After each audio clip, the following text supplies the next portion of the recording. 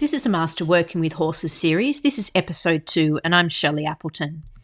When we work or ride a horse, we want them to follow our idea that we communicate to them by applying aids or cues with our reins, legs, seat, or voice. But the horse doesn't just automatically know what a squeezing leg, pulling rein, clicking, clucking sound, or a shifting seat means. We have to show them and teach them. It is communication without words. It's communication delivered by creating sensations, touch sensations, noise, or visual sensations. To teach, we need to do 3 important things. First of all, have a way of saying yes to the horse so it knows it's correct, to break things into simple elements, and to make sure we ask the horse in a consistent way. First of all, how we can communicate yes. There are 2 main ways of saying yes to a horse. First of all, we can apply a touch pressure, then escalate the amount of pressure, and when the horse does what we want, we take that pressure away. So it's the removal or us going quiet or taking that pressure away that communicates, yes, you're correct to the horse. Alternatively, we can give the horse a food reward when it does what we want. So these are the 2 main methods.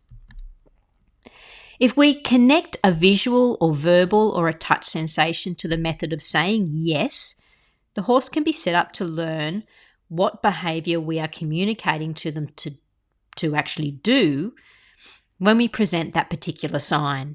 So we call these signs aids or cues. For example, to ask a horse to walk forward from halt, you can apply a gentle squeeze with your leg. If there's no response, you can add on to that gentle squeeze a clicking, clucking noise. If there's still no response, you can add on some whip tapping. So you'll be squeezing, clicking, and whip tapping at the same time. Now, at any stage, if the horse takes a step forward, you go quiet and relax. And this says, yes, that is correct to the horse. And then if you repeat that sequence until the horse consistently walks off that gentle cue, then the horse has identified what that means when you squeeze your legs. That means, and they understand to go forward. So how do you break things down? Always start off teaching the horse simple responses with low expectations. For example, go forward for a step before expecting a certain gait, trot, canter, etc., or continuous steps. Just keep it really easy. Teach responses on the ground first before expecting them in the saddle. This sets them up to make better connections or guess better, learn quicker, and therefore the experience is less stressful. Also, teach in low distraction environments where the horse feels the most comfortable and secure before you go adding a lot more distractions and stress in the environment. The quieter the environment, the more one-on-one, the more easy the horse can learn. Then don't add difficulty or complexity until the horse shows mastery and confidence in responding. So going back to our example before of asking the horse to walk forward and being happy just with a step, get them good with a step before you start expecting them to do more steps. Allow them to master or get confident with being able to understand one response that you're communicating before you want them to do more. Next, be consistent with your communication. You must be aware of the need to present your communication, your aids or cues, to the horse in a consistent way so they can identify the particular aid or cue and respond. This also means if a horse fails to respond to the aid or cue, you have to be consistent in how you respond to that. But what does this mean?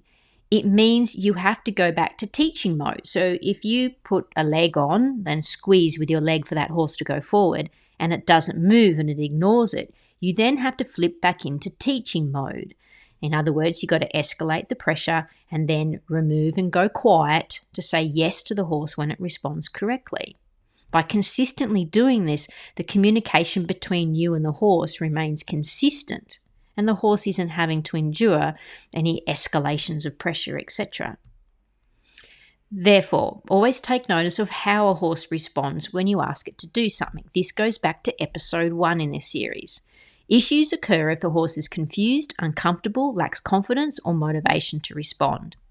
The solution is always to reteach the horse and to find a starting point for that re-education to take place. Also, simplicity of the response and the best environment to help the horse learn.